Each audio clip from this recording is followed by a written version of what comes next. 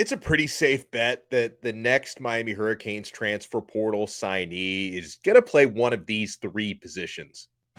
You are Locked On Canes, your daily podcast on the Miami Hurricanes, part of the Locked On Podcast Network, your team every day.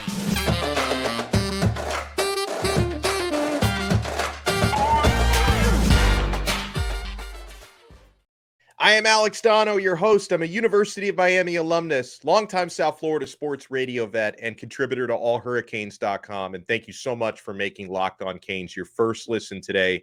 We're available free wherever you get your podcasts and free on YouTube.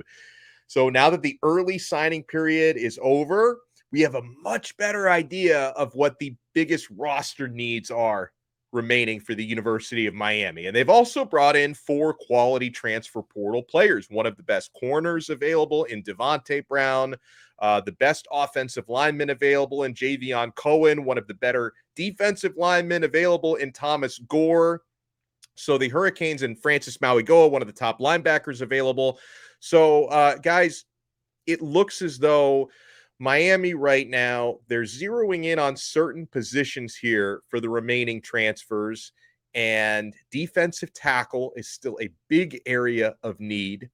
Center, specifically on the offensive line, I think they're looking at centers specifically over the likes of tackles and guards at this point. And yes, wide receivers, outside wide receivers with some length and size. Those seem to be the 3 spots that the Miami Hurricanes are going to prioritize most here. According to, I was reading what some of the folks on 24/7 and On 3 were saying. The most of Miami's coaches are on a pretty well-deserved vacation right now during this dead period, because there's honestly very few opportunities for college coaches to take vacations, especially when you work for somebody like Mario Cristobal, who never stops recruiting. So once they come back from their vacations and they really start hitting the ground running again, I think they're going to be zeroing in on wide receivers, centers, and defensive tackles. And per Gabby Urrutia from 24/7, some of the players that Miami could be looking at. Now, this is a guy who's already committed in the portal to play at Arizona State, but the commitment is not binding yet. So the way it works for transfer players is they don't sign like a letter of intent or anything like that. When you announce where you're going to transfer to, it's not officially official until you actually enroll at the school and set foot on campus. So technically, there still could be battles for certain guys who have already committed somewhere in the transfer portal.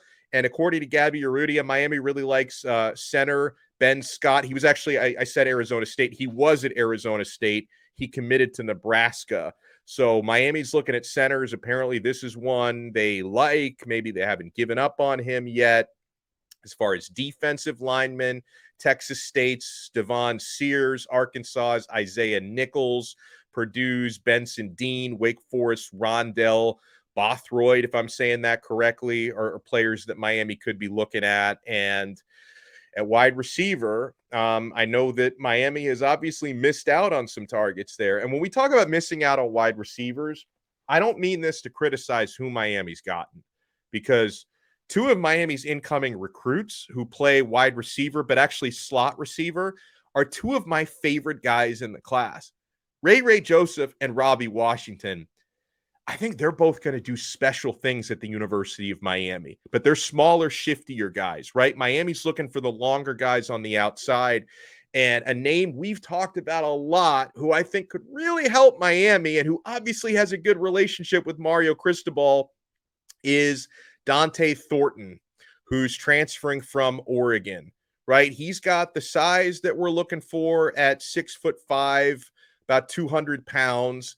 He was a former 4-star recruit when he was coming out of high school, and he committed to play for Mario Cristobal's Oregon Ducks, and actually had a more productive season for the most part as a freshman under Cristobal in 2021 than he did as a sophomore under Dan Lanning. So, we know, contrary to what some people will tell you from the Oregon side, like, these guys, they didn't really want to play for Mario. Everything we hear from former Mario Cristobal players in Oregon, they love the guy. I mean, Seven McGee was like begging to play at Miami, but they just didn't have a spot for him, unfortunately, because I like Seven a lot. But Miami definitely has a spot for Dante Thornton. I think he could potentially take more visits, though. So watch out for Dont'e Thornton into the month of January if he decides to visit anywhere else, or if he decides to maybe put pen to paper or officially at least verbally commit to the Miami Hurricanes. This is a player Miami could really use. And, he did tease us a little bit, did Dont'e Thornton, on his Instagram, because he posted like a whole collage of his visit photos where he's in the Miami uniform, taking the photo ops, which look fantastic. I noticed, though, earlier that day, he also tweeted photos of him visiting Auburn, who he also visited in addition to visiting Miami. So I don't think he's necessarily got his mind up yet, but the relationship that Mario has with Dont'e Thornton, that could be a factor in bringing this young man to the U, and we could really use him. And it's not to say that Miami doesn't already have some good options at wide receiver on the outside. You guys know I'm very high on Colby Young, and we saw for a minute last year a couple of games when Colby Young was absolutely dominating when he was catching passes from Tyler Van Dyke. It really didn't translate with the other quarterbacks so much that Miami played. So I think Colby with Van Dyke could end up being a dynamic combination, and this will be Colby Young's second year in the offense. I mean, it'll be everybody's, assuming the offense is the same. We'll cross that bridge when we get to it. But, it'll be his second year as a Miami Hurricane, and Jacoby George is coming back. He's not going to hit the portal. Jacoby George, who we like a lot, will be back. In addition to the slot guys that we really like, Xavier Restrepo, Brashard Smith, and we've got Ray Joseph and Robbie Washington coming in, and we've got a good tight end room as well. So Tyler Van Dyke is going to have some weapons to throw the football to, and presumably better blocking to keep his jersey clean. But still, if Miami can get a guy like Dont'e Thornton in the transfer portal, it would be a fantastic, fantastic addition. There's some questions people have been asking about high school recruiting, okay? A name that keeps coming up because is or was a high school teammate of Emory Williams, Miami's new quarterback signee. What's going on with Raymond Cottrell? So Raymond Cottrell, he's a 4-star wide receiver, one of the more coveted wide receivers in the country, out of Milton, Florida. He's a Georgia verbal commit, but he hasn't signed his national letter of intent yet. I don't know what the holdup is there. It's probably pretty similar to the Cormani McLean situation where nobody really knows what's going on. I don't know exactly why Raymond Cottrell hasn't officially signed with Georgia yet, but he's not officially signed with Georgia yet. So a lot of people on the Miami side are wondering what's going on. Teammate of Emory Williams, 6'2", 203 pounds, known as a very good route runner, good at creating separation. According to Matt Shodell at Kane Sport, Miami did push for Cottrell around mid-season, like mid-college season, and he wasn't really interested then. But, maybe I'm sure Miami hasn't given up because they don't give up on anybody. And if they're going to try to maybe use Emory Williams as the recruiter for Cottrell, we'll see if that gets Miami anywhere. But that's a name that we get asked about a lot. But just outside of the Emory Williams connection, I don't really see a whole lot there with Cottrell. So we'll see if anything changes. A lot of people ask us, because over the last couple of days, he's been in the transfer portal. One of the better offensive linemen from the Florida Gators, Ethan White, gigantic offensive lineman from the Gators. This guy actually, when he arrived on campus at Florida a couple of years ago, was 400 pounds, and he trimmed down to about 250, just a massive humanity. And he was very good in Gainesville, and their fans there, the Lizards, were not happy to see him go. I don't hear really much of anything about Miami buzzing for him or being interested because, again, as we brought up, most of the buzz from Miami after having landed Javion Cohen, which was a huge success, most of the buzz for what Miami's looking for are centers, not guards. I mean, maybe guards that play center, but I don't know if Ethan White plays center at all or wants to play center. But Miami's zoning in on centers right now, not guards and tackles. And I don't think because you got to remember, not only does a school have to be interested in a player, the player also has to be interested in the situation. And Ethan White has been playing left guard, which is the very specific position that Javion Cohen has been one of the best in the country at for the last couple of years. So after already bringing in Javion Cohen, I don't necessarily think Ethan White would be that interested in Miami because they've got guys who play his position already really well. So I don't know if that's going to be in the cards for Miami. I'm expecting him to land somewhere else. Ooh, we got to talk about Now, this doesn't directly impact Miami whatsoever, even though some of you think it should. It doesn't. One of the better quarterbacks in the ACC has just entered the transfer portal today. No, it's not Tyler Van Dyke, but one of the better quarterbacks in the ACC has just hit the transfer portal. And we're also going to take some of you guys' questions as well. And I've got a grievance to air about the treatment of our basketball team, the University of Miami Hoops team, which is one of the best in the country. So you know what you guys need to do, because we're far from done here on Locked On Canes. Keep it locked to Locked On Canes, because we have a lot coming up. Guys, make sure you're on Bet Online every single day like I am. BetOnline.net is your number one source for sports betting info, stats, news, and analysis. You can get the latest odds and trends for every professional and amateur league out there, from pro football to college bowl season to basketball. We've got it all at BetOnline. If you love sports podcasts, you can find those at BetOnline as well. We are always the fastest and easiest way to get your betting info. And guys, again, I'm on BetOnline every single day. They arm you with the information you need to beat the bookies. It's such a wonderful site. Head to the website today or use your mobile device to learn more. BetOnline, where the game starts. Thank you so much for making Locked On Canes your first listen today. We're available free wherever you get your podcasts, and available free on YouTube. Make sure, if you're watching us on YouTube, hit the thumbs up button, the like button, and make sure to subscribe to our channel. And if you're listening to the audio version, make sure you subscribe to Locked On Canes on Apple Podcasts, Odyssey, Spotify, Google, wherever you get your pods. We are part of the awesome Locked On Podcast Network, your team every day. So this was a little bit of a surprise that it's happening now and not a couple weeks ago, but Sam Hartman from Wake Forest has been one of the better quarterbacks the last 2 years in the ACC. Sam Hartman is entering the transfer portal. But, you know, I know some Miami fans are like, let's get him, bring him here, bring him to the U. All indications are Hartman is headed to the Notre Dame Fighting Irish. So, I mean, I hate Notre Dame, but good for them, because I think Sam Hartman is a darn good quarterback. All right. And, you know, for those out there, because I've seen people on Twitter asking me this, and make sure you follow us on Twitter at Locked On Canes. And if you follow us on Twitter, we will follow you back. People have been asking me, like, how come Miami doesn't take a shot at a guy like this? Let's, you know, kick TVD to the curb. Let's bring in Hartman. Hartman, I think he definitely only has 1 year of eligibility left, because he's like 30. I mean, I think he's 23 in reality, but he's already been 5 years out of high school. I think he's got 1 year of eligibility left. Miami was never in the market for a quarterback like this in the transfer portal. I know that there have been some big names who have been on the move in the portal at that position at quarterback.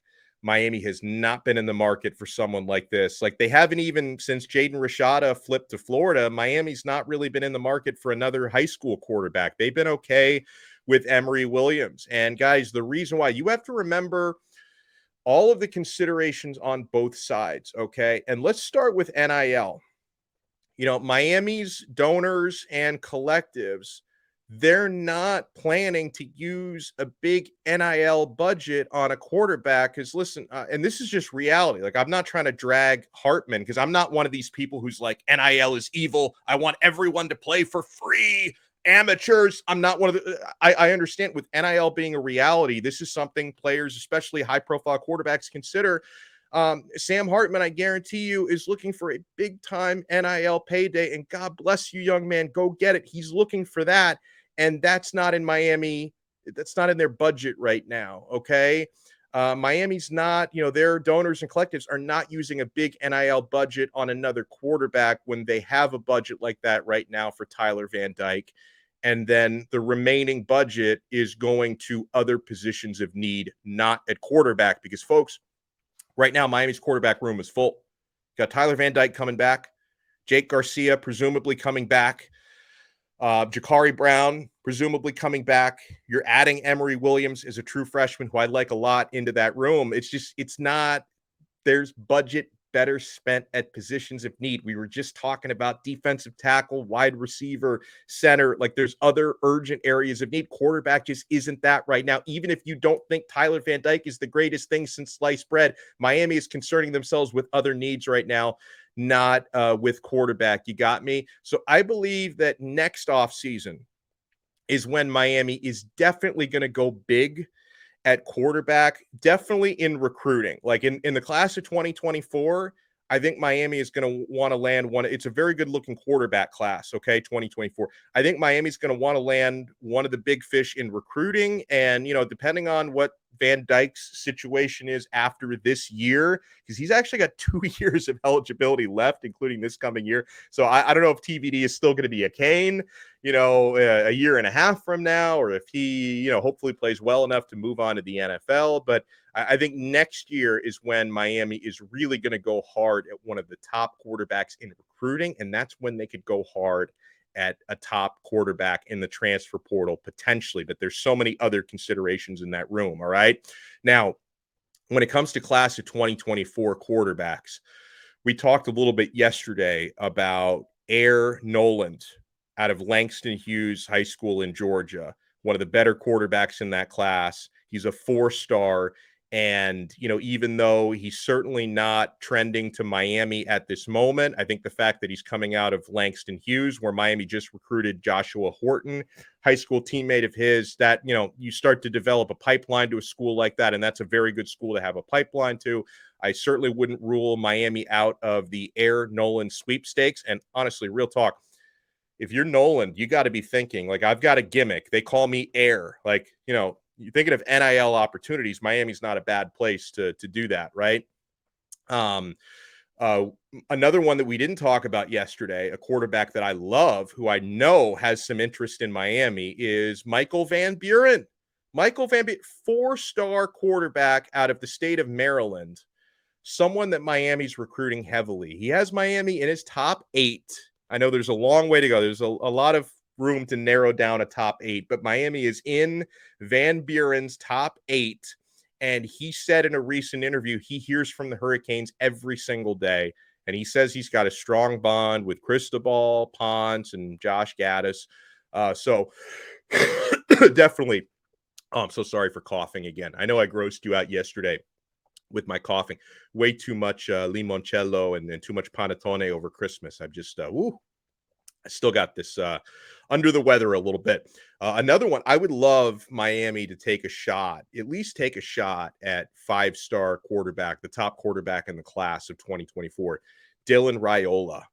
Now, Ohio State seems to be the heavy favorite for him right now. Nebraska is also in the mix.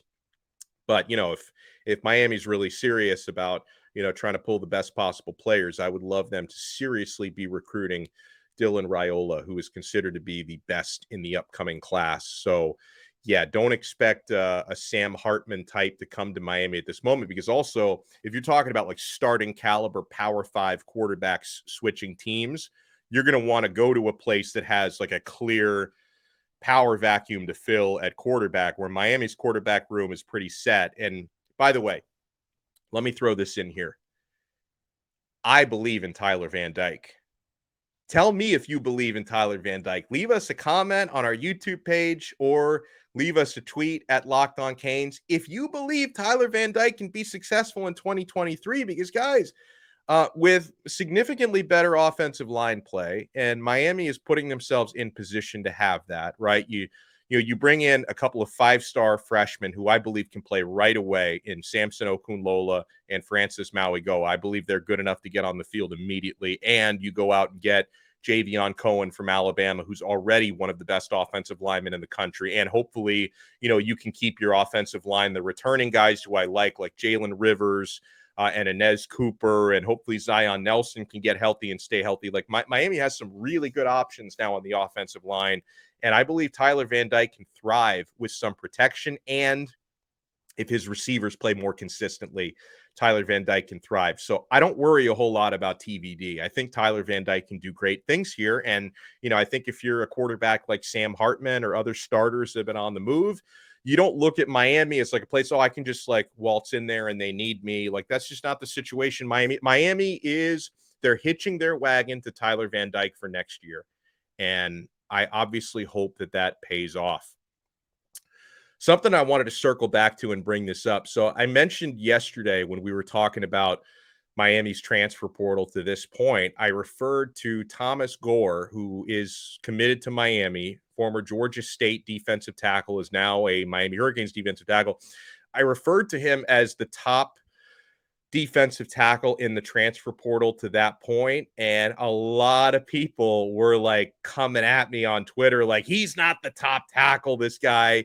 Now, obviously, for anybody, whether it's me or any of like the publications, recruiting services, anytime you're deciding who the best transfer is at any position, it's obviously subjective. But the service that ranked Thomas Gore number one that I was citing yesterday, that's Pro Football Focus. So based on the season that Gore just had at Georgia State, and based on his stats and efficiency from the last couple of years, Thomas Gore was ranked number one by that service as the top defensive lineman in the portal. Now, the reason why people were coming after me was yesterday, the Florida State Seminoles got a huge prize in the portal. They have landed defensive lineman Braden Fisk from Western Michigan. Now, he's got the type of measurables that Thomas Gore does not have, okay? Where Thomas Gore, a lot of Hurricanes fans are down on the guy because he's just 6 foot tall and 270. And by the way, like, you know, guys, you can at least pretend to be excited, because I think Thomas Gore is a darn good player. You can at least pretend to be excited he's coming. I think he can do great things at Miami, but a lot of Canes fans are like, shut up about Gore. He's small. The guy, he's just not built for this. Okay, whereas, yes, Florida State gets Fisk, who is 6'5", 300, first team all runway. The measurables look a lot better than Gore. Now, Fisk is ranked as the top defensive lineman in the portal, according to 24/7. So 24/7, and the way that the recruiting service is like 24/7 and On3, a lot of their ratings are like potential based, like how would these guys scout out or how would they grade out as NFL prospects, whereas the Pro Football Focus just analyzes their stats to this point. So it's a much different metric. So based on what Thomas Gore has done on the field, he rates out per PFF as the top defensive lineman available, whereas based on, you know, the scouting reports, Braden Fisk is, you know, he's an absolute stud and he looks like a future NFL talent and all that. But I will admit, Braden Fisk would have looked really good in orange and green. I'm sorry that he's going to be wearing garnet and gold, because, again, I wish Miami could have gotten both Fisk and Gore, because we still have a need for more defensive tackles. Our Miami Hurricanes basketball team is in need of more respect. I thought we were getting respect, and then I realized, no, they're still disrespecting Jim Larrañaga's team. I will explain why next here on Locked On Canes. Thank you so much for making Locked On Canes your first listen today. We're available free wherever you get your podcasts and available free on YouTube. So the reason why I'm upset about I'm upset at the Associated Press, I think, is where I would direct my complaints. So we were very happy.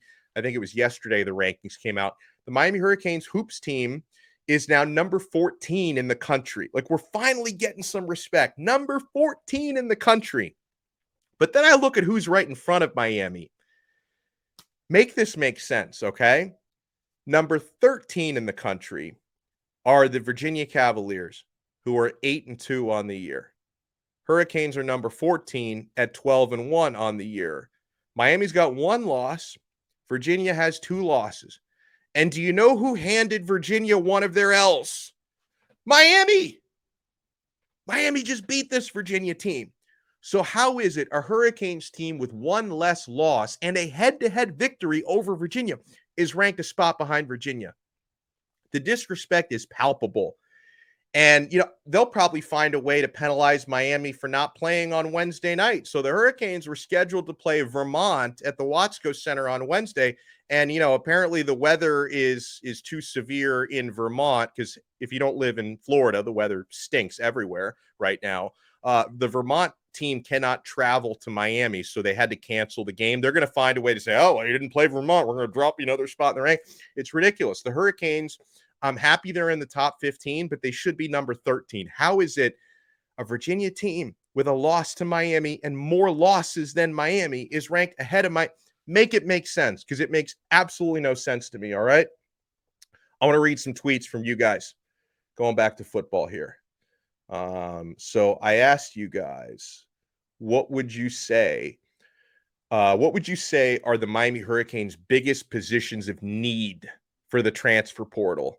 Now, I noticed a lot of you are saying offensive coordinator, even though that's not a portal need. But yeah, I mean, listen, guys, I definitely hear some more rumblings that maybe there could be coordinator changes made. But listen, again, the coaches they're taking a breather. Everybody's on vacation right now. I don't think there's any big decisions being made midweek right now. So we're going to have to see. I've said it before. I'll say it again. I definitely think there are going to be some changes to the coaching staff. And I hope that includes giving DeMarcus Van Dyke a promotion and an on-field position. What you do with the rest of the staff, whether you replace coordinators or not, I just want to make sure DVD gets taken care of, because Van Dyke absolutely deserves it. He deserves to have an expanded role because he's crushing it in recruiting, and I want him to be able to be on the field with Miami's defensive backs as well, okay? So I asked you guys, what are the Miami Hurricanes' biggest positions of need for the transfer portal? Canes Legacy says 2 outside receivers, a defensive tackle or 2, a cornerback, a center, and a new OC, and a partridge in a pear tree. Now, listen, let's focus on getting 1 outside receiver before we talk about getting 2. Like, does anybody want to play outside receiver at Miami? Dr. J says, we need receivers and quarterbacks, to which I responded to him, listen, I don't expect them to sign any quarterbacks. I'm sorry. The quarterback room is full, whether you like it or not. Receivers, though, absolutely. Cosmo251 says strong safety. Yeah, you know what? Miami needs safeties as well. That's, I know that I started out talking about defensive tackles, centers, outside receivers. We could use more safety help, Cosmo. Thank you for bringing that up. And I feel like we've talked about that enough in the last couple of weeks that I should have said it again to start the episode. Big Papa says wide receiver and defensive line. Receiver and defensive tackle, says Joseph. I agree. Rob says wide receiver, D tackle, and linebacker. Listen, I know the linebacker room's going to be very young, but like we got linebackers all over the place. I don't feel like linebacker is a big. We just added Maui Goa as well, so you just added Maui Goa.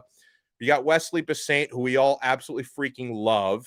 Corey Flagg is back, and, he's Miami's leading tackler, whether you guys respect him or not. I respect him. And you've got 4 tremendous linebackers coming in and recruiting. So I think we're okay at linebacker, if I'm being completely honest. David says outside wide receiver, defensive tackle, cornerback. Well, hopefully we get Cormandi McClain over the finish line. We'll see what happens there. Ladarius says true outside receiver and big athletic bodies in the front 7. Yeah, especially defensive tackle, I would say. Chasen Bledsoe says wide receiver and defensive tackle, maybe even a depth piece at linebacker and safety. Yeah, safety, I obviously agree with. Oscar Hernandez says outside receiver, big run stuffing defensive tackles, and running back. I think we're okay at running back. I know we say that every year and it's always wrong, but hopefully Trevante Citizen is recovering on schedule or ahead of schedule.